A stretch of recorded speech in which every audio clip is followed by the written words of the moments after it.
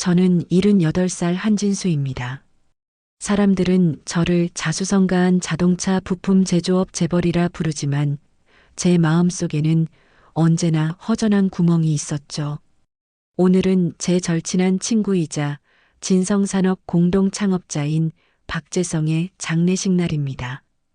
20대부터 50년 넘게 함께해온 친구를 떠나보내는 마음이 무겁습니다. 장례식장에 들어서자 검은 옷을 입은 조문객들 사이로 낯선 얼굴들이 많이 보입니다.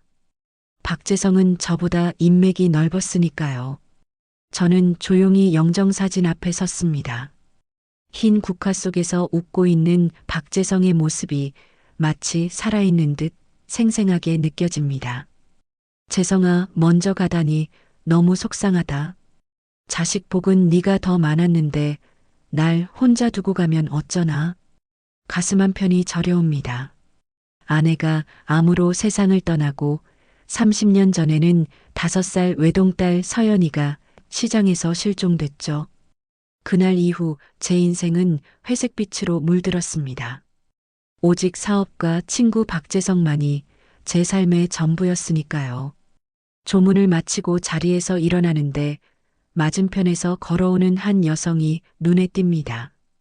차분한 검정색 정장을 입은 그녀는 다른 조문객들과는 달리 어딘가 당당해 보입니다. 35살 정도로 보이는 그 여성은 묘한 아우라를 풍기고 있었죠. 아버님, 괜찮으십니까? 비서실장 박기훈이 제 옆으로 다가와 물었습니다. 저는 고개를 끄덕이며 그 여성에게서 눈을 떼지 못했습니다. 그녀가 조문을 마치고 몸을 돌리는 순간 제 심장이 멈추는 듯 했습니다. 그녀의 왼쪽 눈은 검은색, 오른쪽 눈은 푸른색이었죠. 이색증이라 불리는 희귀한 특징입니다.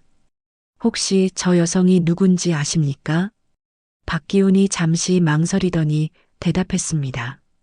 미국계 투자사 대표로 알고 있습니다. 리사 강이라는 분이시죠. 순간 머릿속에 지워진 기억들이 물밀듯이 밀려왔습니다. 5살 때 실종된 제 딸 서연이도 같은 눈을 가지고 있었어요. 왼쪽은 검은색, 오른쪽은 푸른색. 그 특징 때문에 어린 서연이는 종종 친구들에게 놀림을 받곤 했죠. 저는 본능적으로 그 여성을 향해 걸어갔습니다. 다리가 떨려 중심을 잡기 힘들었지만 그 여성에게 다가가야 한다는 강한 직감이 들었어요. 그런데 갑자기 그녀가 걸음을 멈추더니 핸드백을 떨어뜨렸습니다. 핸드백에서 나온 물건들 사이로 반짝이는 무언가가 보였죠. 은색 나비 모양 목걸이였습니다. 서연이의 5번째 생일에 제가 선물했던 바로 그 목걸이와 똑같았어요. 세상이 천천히 돌아가는 느낌이었습니다. 제가 그 목걸이를 주어 그녀에게 건넸습니다. 실례합니다만 이 목걸이는 어디서 구하셨나요? 그녀는 잠시 놀란 표정을 지었다가 이내 무표정으로 돌아왔습니다. 오래전부터 가지고 있던 물건입니다. 제게 특별한 의미가 있는 물건이죠. 그 말을 남기고 그녀는 서둘러 자리를 떠났습니다. 하지만 그 순간 저는 알았습니다. 30년 동안 찾아 헤매던 제 딸을 드디어 찾았다는 것을요. 저는 장례식장을 빠져나와 차에 앉았습니다. 심장이 미친 듯이 뛰었죠. 빠르게 호흡을 가다듬으며 박기훈에게 물었습니다. 방금 본 여성에 대해 더 자세히 알아봐 줄 수 있어? 박기훈은 놀란 표정을 감추지 못했습니다. 네, 회장님. 최대한 빨리 알아보겠습니다. 차창 밖으로 흐르는 풍경을 바라보며 서연이의 어린 모습을 떠올렸습니다. 검은색과 푸른색 두 눈이 반짝이던 순수한 얼굴, 항상 나비 목걸이를 만지작거리던 작은 손가락들까지도 선명하게 기억나는군요. 그날 이후 저는 매일 밤 악몽에 시달렸습니다. 시장 한복판에서 서연이의 손을 놓쳐버린 그 순간의 죄책감, 절망감이 여든이 다 되어가는 지금까지도 저를 괴롭히고 있었죠. 집에 도착하자마자 저는 서재로 향했습니다. 오래된 사진첩을 꺼내 먼지를 털어냈죠. 페이지를 넘길 때마다 먼 과거로 돌아가는 것 같았습니다. 마침내 서연이의 마지막 사진을 발견했습니다. 생일 파티에서 나비 목걸이를 선물 받고 환하게 웃던 모습이었죠. 정말 네가 맞을까? 30살이 넘은 지금에도 그 목걸이를 간직하고 있다니. 다음 날 오전 박기훈이 정보를 들고 왔습니다. 그녀의 이름은 강서윤, 미국에서는 리사 강이라는 이름으로 활동하고 있었죠. 35살의 투자사 대표이며 한국계 미국인으로 알려져 있다고 합니다. 주요 투자 분야는 친환경 자동차 부품 산업이라고 하니 우연인지 운명인지 제 회사와 관련이 있는 분야였습니다. 그녀에게 연락할 방법은 있소? 박기훈은 명함을 내밀었습니다. 장례식장에서 그녀의 비서에게 받았습니다. 저는 떨리는 손으로 전화를 걸었습니다. 3번의 신호음 후 차분한 여성의 목소리가 들렸습니다. 리사 강입니다. 안녕하십니까? 진성산업 한진수입니다. 어제 장례식장에서 뵈었죠. 잠시 침묵이 흘렀습니다. 네, 기억합니다. 무슨 일로 연락하셨나요? 혹시 시간이 되신다면 함께 식사라도 하고 싶은데요. 중요한 이야기가 있습니다. 무슨 이야기입니까?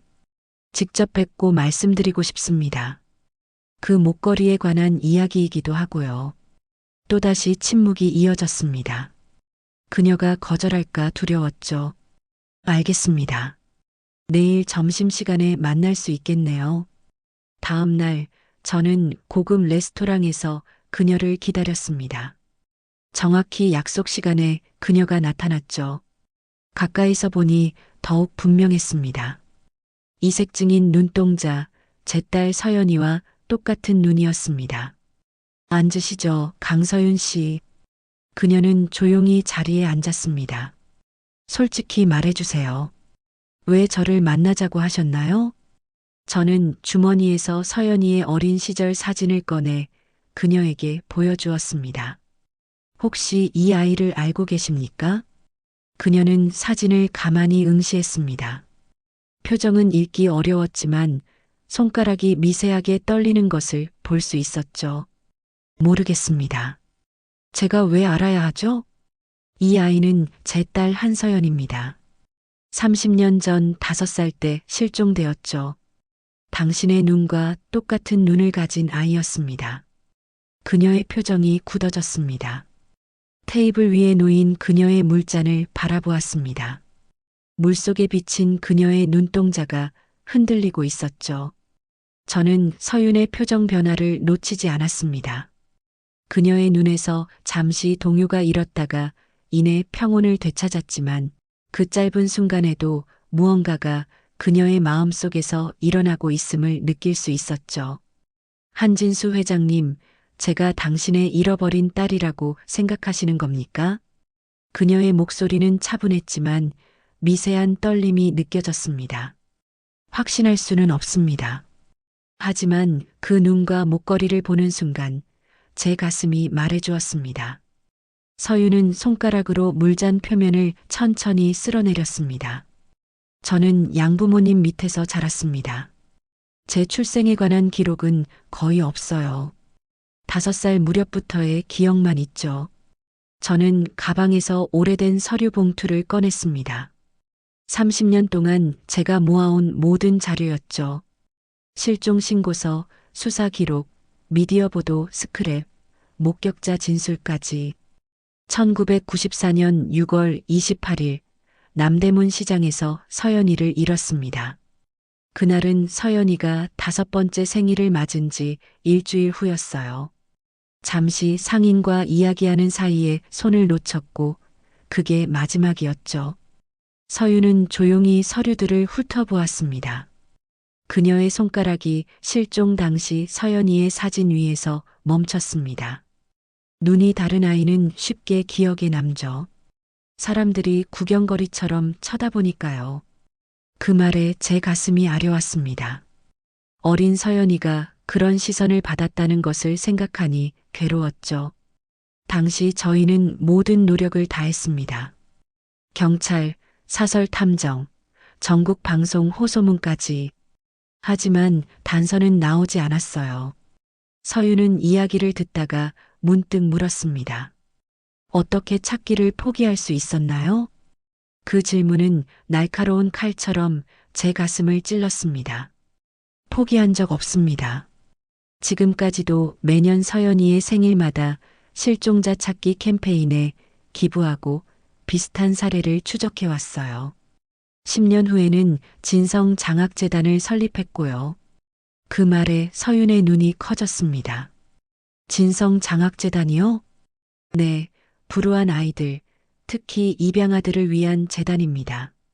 서연이를 찾지 못한다면 적어도 그 아이처럼 어려움에 처한 다른 아이들을 도와야겠다고 생각했죠. 서윤의 눈에서 감정이 일렁였습니다. 저는 진성 장학재단의 장학생이었습니다. 이제 제 차례로 놀랄 때였습니다. 무슨 말입니까? 고등학교 시절 보호시설에서 지내던 저에게 미국 유학 기회를 준 곳이 진성 장학재단이었어요. 운명이라는 단어가 머릿속을 스쳤습니다. 이것은 우연이 아니었습니다. 서윤 씨, 어린 시절에 대해 더 이야기해 주시겠습니까? 그녀는 잠시 망설이다가 천천히 말을 이어갔습니다. 양어머니는 날 기영이라 불렀어요. 눈이 짝짝이라니 우리 집안 망신이다. 결국 제가 13살 때 다시 보호시설로 보내졌죠. 그 말을 듣는 순간 제 눈에서 눈물이 흘러내렸습니다. 세상에서 날 처음으로 정상이라 불러준 건 당신의 재단이었어요. 장학금 인터뷰에서 심사위원이 제 눈을 보고 특별하고 아름답다고 말했을 때 처음으로 제 자신을 받아들일 수 있었습니다. 저는 떨리는 손으로 서윤의 손을 잡으려 했지만 그녀는 조용히 손을 뺐습니다. 증거는 더 필요합니다. 목걸이와 눈만으로는 부족해요. 그녀의 눈에는 의심과 두려움 그리고 희망이 뒤섞여 있었습니다. 저 역시 이 상황이 꿈만 같았습니다.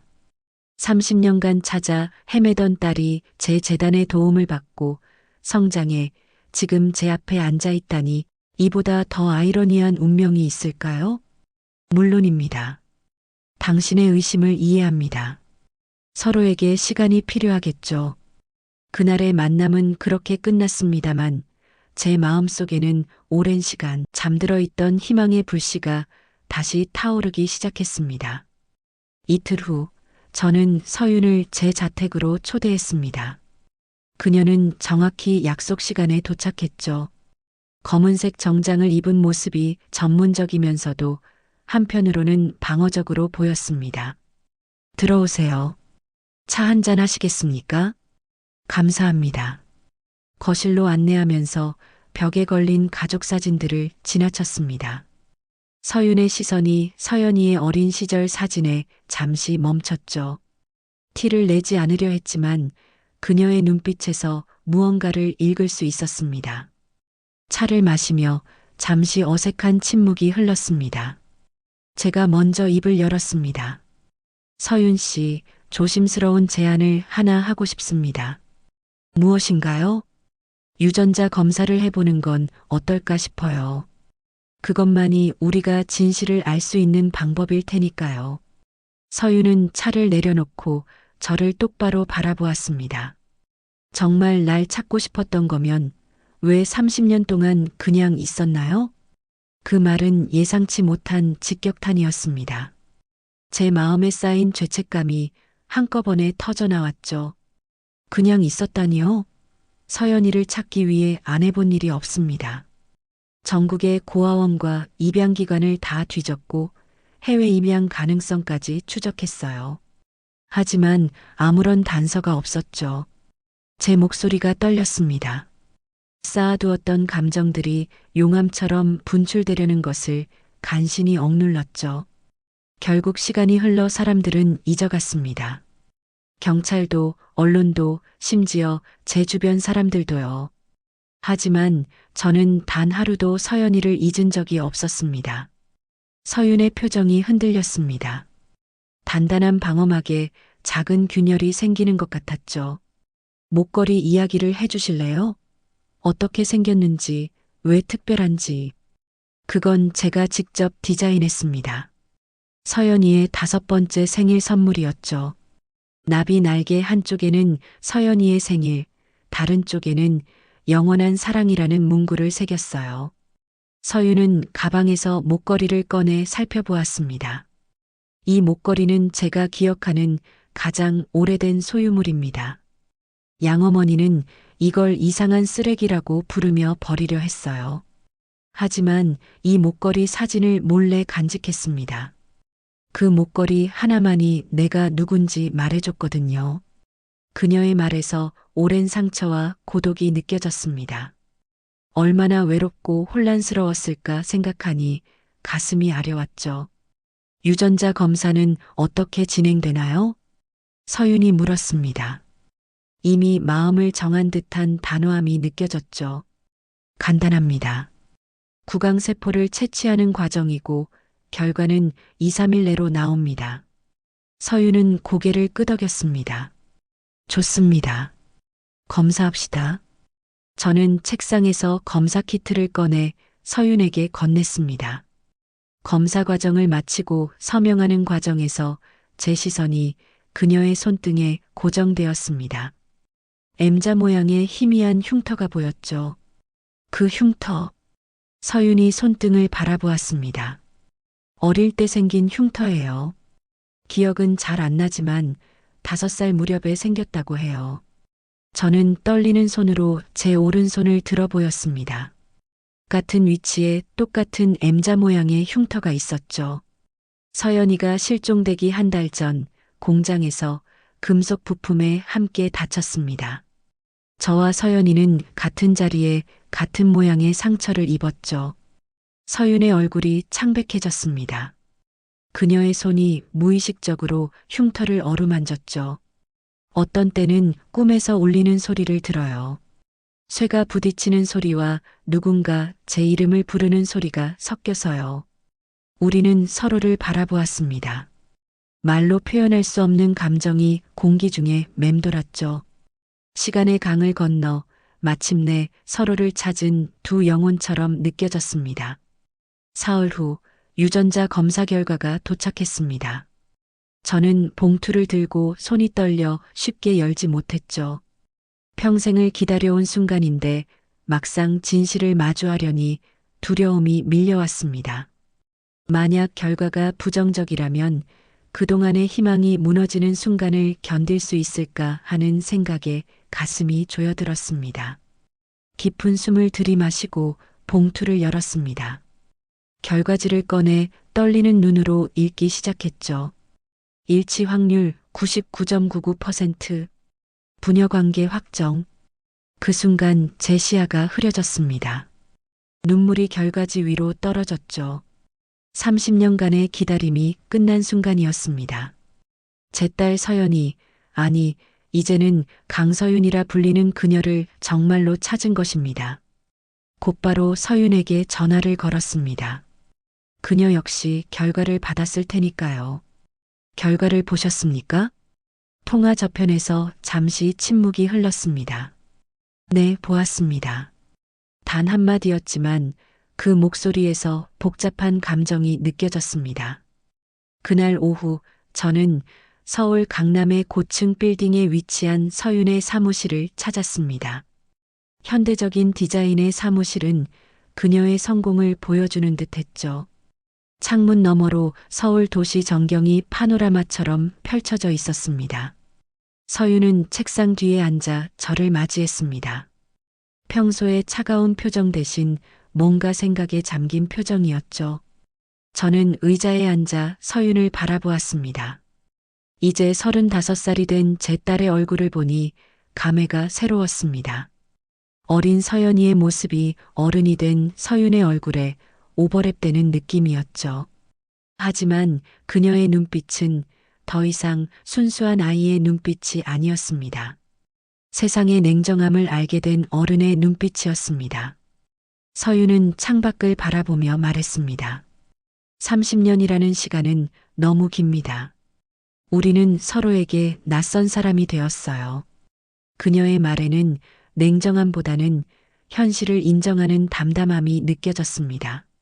저는 그녀의 말이 옳다는 것을 알고 있었습니다. 우리 사이에는 메워야 할 30년이라는 시간의 강이 흐르고 있었으니까요. 그때 갑자기 사무실 문이 열리고 박기훈이 들어왔습니다. 그의 얼굴에는 당황한 기색이 역력했죠. 회장님, 급한 전화가 왔습니다. 회사로 돌아가셔야 합니다.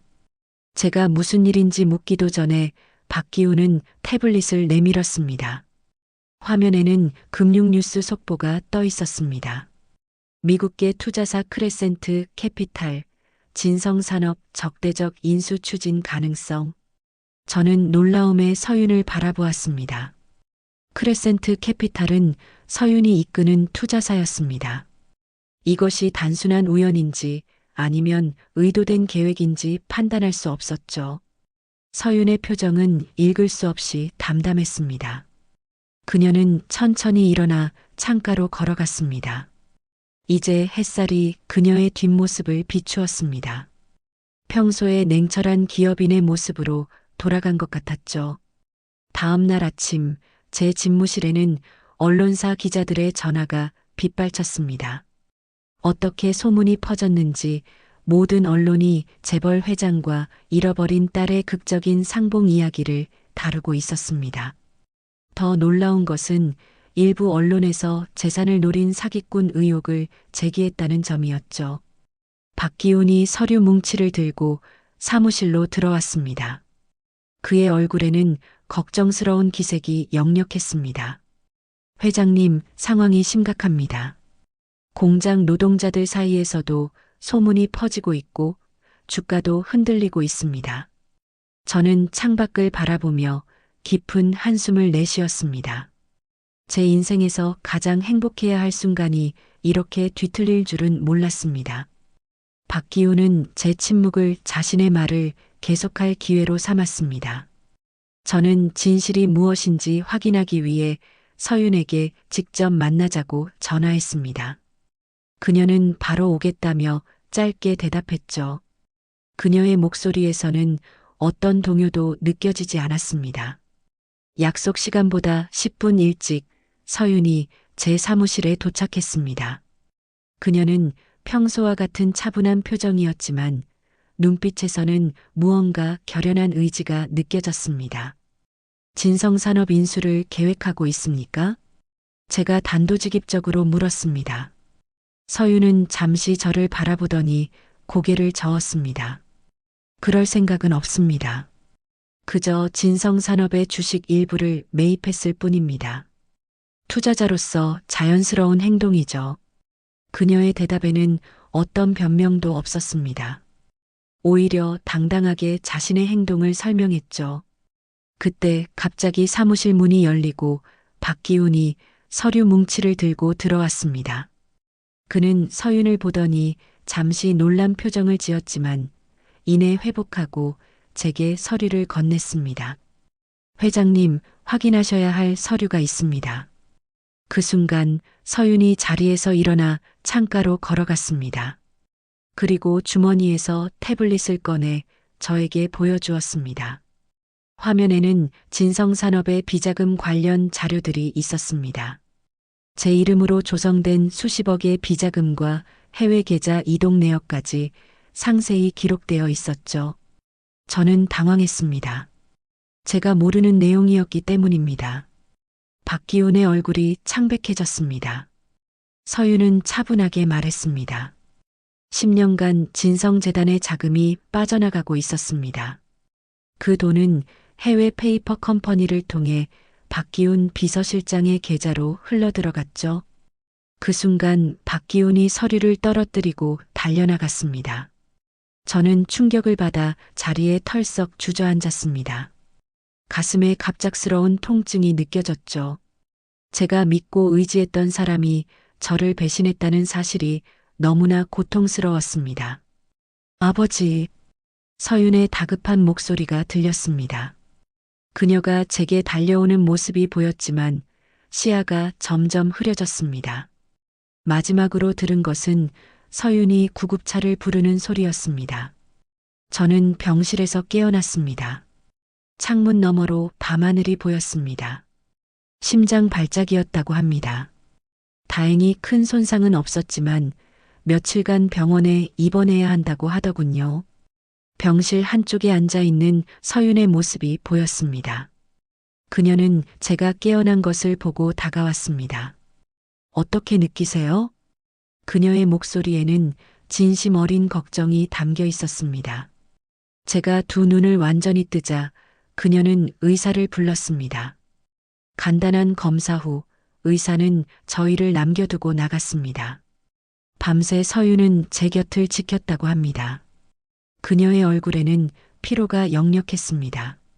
저는 그녀의 손을 잡았습니다. 이번에는 그녀도 손을 빼지 않았습니다. 박기우는 체포되었어요. 모든 증거가 확보된 상태입니다. 서윤의 말에 저는 한숨을 내쉬었습니다.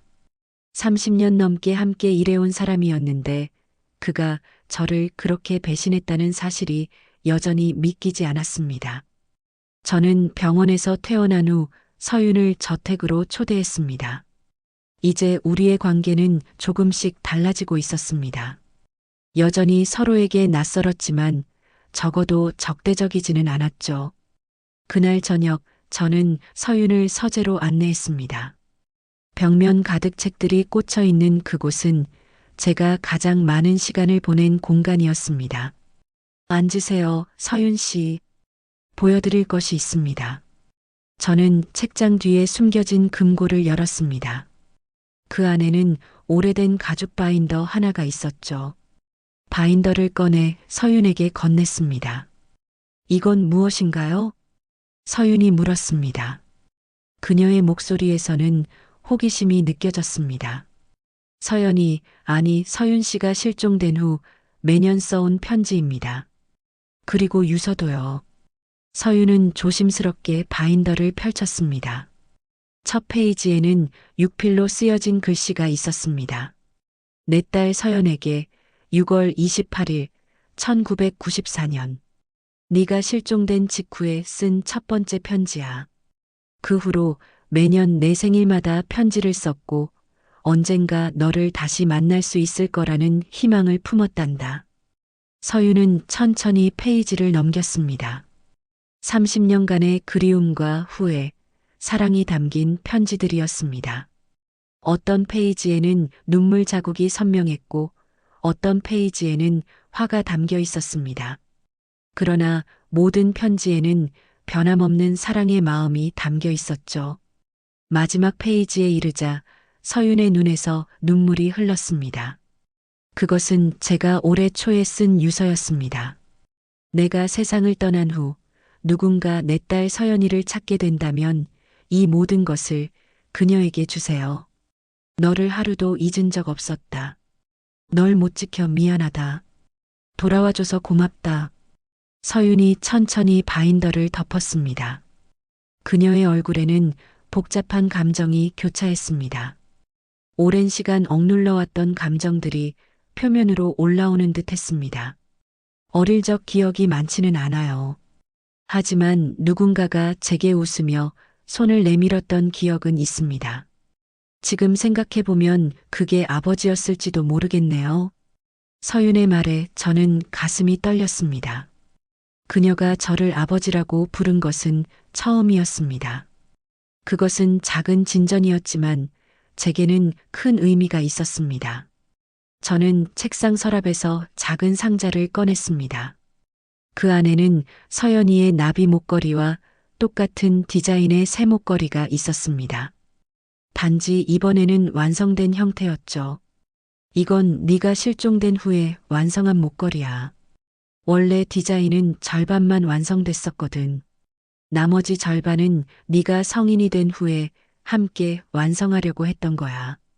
서윤은 새 목걸이를 조심스럽게 들었습니다. 그녀의 손가락이 나비 날개 위의 세밀한 무늬를 따라갔습니다. 이 무늬는 제 생일이군요. 그리고 이건 영원한 사랑이라는 뜻이야. 서연아. 아니, 서윤아. 네가 내 딸이라는 사실만으로도 난 행복하단다. 네가 강서윤으로서 이룬 모든 것을 자랑스럽게 생각해. 이틀 후 진성그룹 기자회견장은 언론사 기자들로 가득 찼습니다. 서윤과 저는 나란히 단상에 섰습니다. 저희의 모습이 뉴스를 통해 전국에 생중계되고 있었죠. 저는 마이크 앞에 서서 떨리는 마음을 진정시키며 말을 시작했습니다. 오늘 여러분께 제 딸 서윤을 소개합니다. 30해 전에 잃었던 딸이 돌아왔습니다. 유전자 검사로 확인된 부녀 관계이며 그동안의 모든 오해는 잘못된 정보에서 비롯된 것이었습니다. 기자들의 플래시가 쉴 새 없이 터졌습니다. 서윤은 당당하게 마이크 앞에 섰습니다. 그녀의 눈빛은 확신에 차 있었습니다. 저는 강서윤입니다. 5살 때 시장에서 실종되어 다른 가정에서 자랐습니다. 그동안 저를 키워주신 양부모님과 저를 지원해주신 모든 분들께 감사드립니다. 특히 제가 장학생으로 선발될 수 있게 해주신 진성재단에 감사드립니다. 서윤은 잠시 숨을 고르더니 계속 말을 이어갔습니다. 오늘부터 저는 진성그룹의 사회공헌 이사로 일하게 됩니다. 저와 같은 어려움을 겪는 아이들을 돕는 일에 제 경험과 지식을 바치고자 합니다. 기자회견이 끝난 후 저희는 조용한 카페에서 차를 마시며 앞으로의 계획을 이야기했습니다. 서윤은 자신의 투자사도 계속 운영하면서 동시에 진성재단의 활동 범위를 넓히고 싶다고 했습니다. 특히 가정밖 아동들을 위한 지원 시스템 구축에 관심이 많았죠. 아버지, 제가 겪은 일들이 헛되지 않았으면 좋겠어요. 그 경험을 바탕으로 다른 아이들에게 희망을 주고 싶습니다. 서윤의 말에 저는 깊이 공감했습니다. 딸의 실종이라는 비극적인 경험이 이제는 다른 아이들을 돕는 원동력이 되다니 이보다 더 의미 있는 일이 있을까요? 다음 달 진성재단의 새로운 프로그램 론칭 행사가 열렸습니다. 나비의 꿈이라는 이름의 이 프로그램은 가정밖 아동들에게 교육과 심리치료, 직업훈련까지 종합적인 지원을 제공하는 내용이었습니다. 서윤은 행사장에서 한 소녀에게 나비 목걸이를 걸어주었습니다. 그 모습을 보며 저는 30년 전 서연이에게 목걸이를 선물했던 순간을 떠올렸습니다. 가족은 피보다 기억보다 다시 손을 내민 순간부터 시작됩니다. 서윤의 말이 행사장에 울려 퍼졌습니다. 그녀의 눈빛에서 저는 작은 서연이의 모습을 발견했습니다. 세월은 많은 것을 변화시켰지만 그녀의 눈에서 빛나는 강인함과 따뜻함은 여전했습니다. 이제 저는 80이 다 되어가는 나이지만 새로운 시작을 맞이했습니다. 잃어버렸던 딸을 찾았고 함께 새로운 미래를 그려나가고 있습니다. 서윤은 자신을 서연이라고 부르는 것을 여전히 조금 어색해하지만 우리의 관계는 날이 갈수록 깊어지고 있습니다. 오늘도 저는 창가에 앉아 하늘을 바라봅니다. 30년 전 제가 잃어버린 작은 나비가 이제는 강한 날개를 펴고 더 넓은 세상을 향해 날아가고 있습니다. 그 아이는 이제 더는 혼자가 아닙니다. 다음 이야기에서 또 다른 감동으로 찾아뵙겠습니다. 오늘도 함께 해주셔서 감사합니다.